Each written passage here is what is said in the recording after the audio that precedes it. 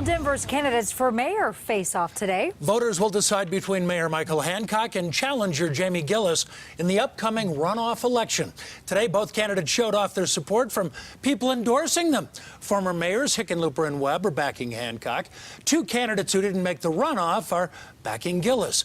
Our political specialist Sean Boyd moderated the first head-to-head debate between the candidates in really managing how our big city grows even more. One of the big issues. Yeah, traffic, housing, cost of living. Everyone agrees the city has challenges. But Giellis says it's so bad they coined the term Denverization in Kansas City, Missouri to describe the kind of city they don't want to become.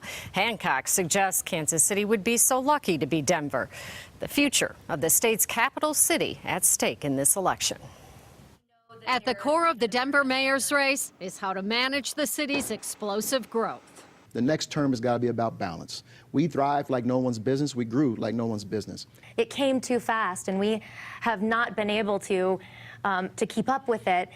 Is a fallacy. Two-term incumbent Michael Hancock says he has policies in place, and growth, he notes, isn't a bad thing. I much rather manage the challenges of growth than the challenges of a dying city. But challenger Jamie Giellis says the city hasn't managed the problems. Property tax assessments just went out the week before the election, and people are seeing 30, 40, and 50% increases yet again. Denver not only defined by growth, but its reputation for decriminalizing illicit drugs. First marijuana, now magic mushrooms. There are some people that are concerned about it. Giellis not one of them. Hancock is. We don't want to be the city that everyone said that's where you go for all of the drugs that might be on Schedule 1 of the federal government list. The two also differ on how the city should handle homelessness. Giellis says she will eliminate the camping ban. See, it has done nothing for us but cost us money. We've been sued over it.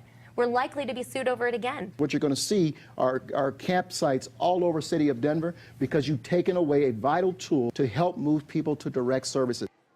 The two candidates also talked about their plans to address transportation. Giellis, who is an urban planner, wants to, among other things, bring back streetcars. Hancock says they're 2 to 3 times more expensive than bus rapid transit, don't connect neighborhoods, and just lead to more gentrification. We also covered some potential conflicts for both candidates today, and you can see the entire hour-long debate right now on CBSDenver.com. The runoff, June 4th. Here we go again. Yeah, thank you so much, Sean.